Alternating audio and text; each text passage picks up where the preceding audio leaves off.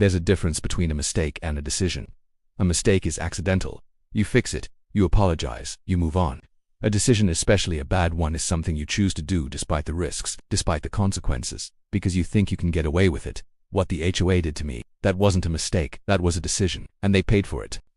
To own a piece of land just outside a private neighborhood, one of those carefully curated developments with matching mailboxes, identical lawns, and a long list of rules about everything from fence height to holiday decorations.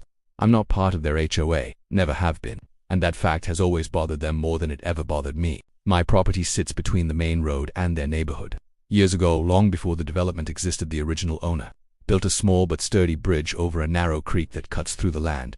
It's not a massive structure, just wide enough for vehicles, reinforced with steel beams underneath, and maintained regularly. It also happens to be the only practical access point to their entire neighborhood.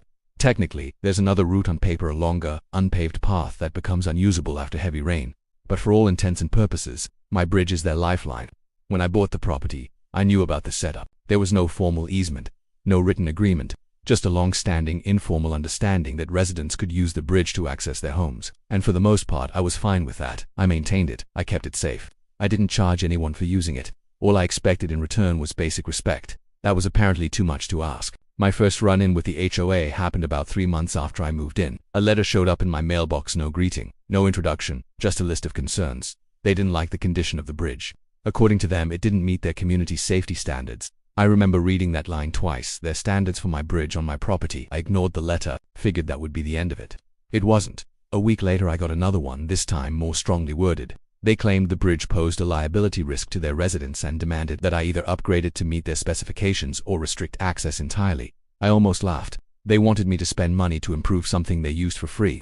That wasn't going to happen, so I responded. Brief, direct. This bridge is private property. It is structurally sound and regularly maintained. If you believe it is unsafe, you are free to stop using it. That should have settled things. Instead, it escalated. Over the next few weeks, the HOA started applying pressure. Emails, letters, even a visit from their property manager, who tried to convince me that upgrading the bridge would be mutually beneficial. I declined, politely at first, then less politely, because it became clear they weren't asking anymore. They were trying to push, and when pushing didn't work, they made a decision.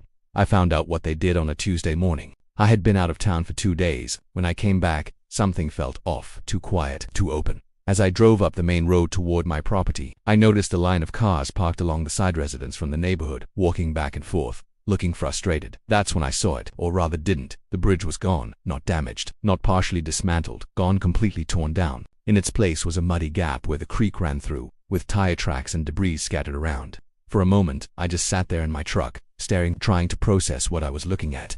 Then the anger hit fast, sharp, unbelievable. They didn't warn me. They didn't ask. They didn't even leave a note. They just showed up and destroyed a structure on my property like they owned it.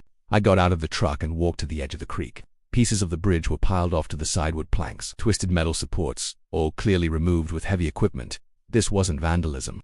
This was organized, deliberate, and incredibly illegal. I didn't confront anyone right away. I didn't yell, didn't call, didn't make a scene, because at that point I knew something they didn't. They had just handed me all the leverage I could ever need. The first thing I did was document everything. Photos, videos, close-ups of the damage, wide shots showing the property boundaries. Then I called the county, filed a report for unauthorized demolition and property damage. After that, I made a phone call to a contractor, not to rebuild the bridge, not yet, for something else.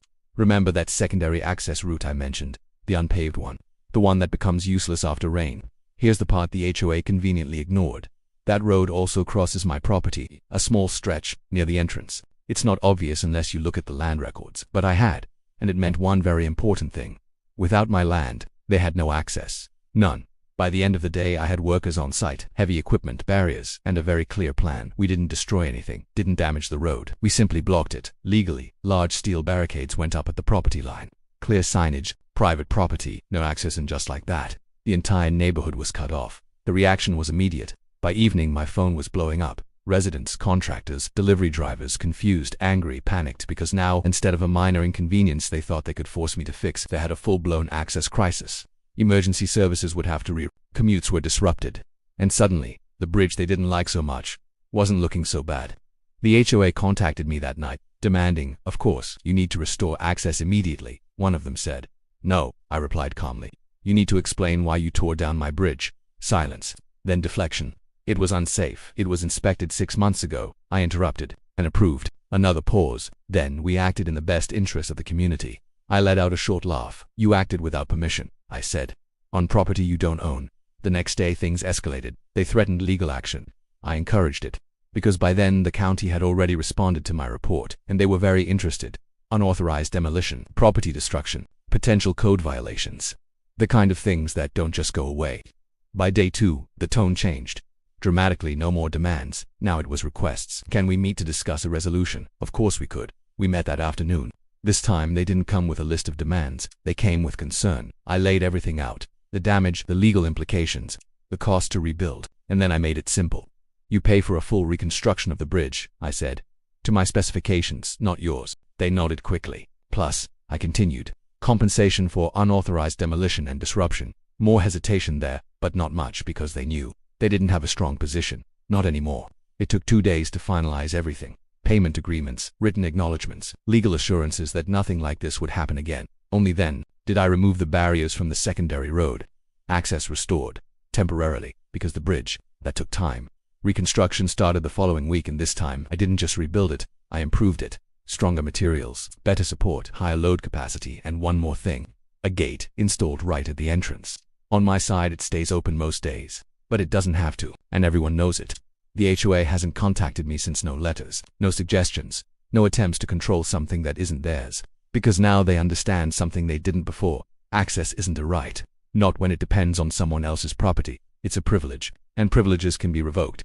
These days, life is quiet again. The creek flows, the bridge stands,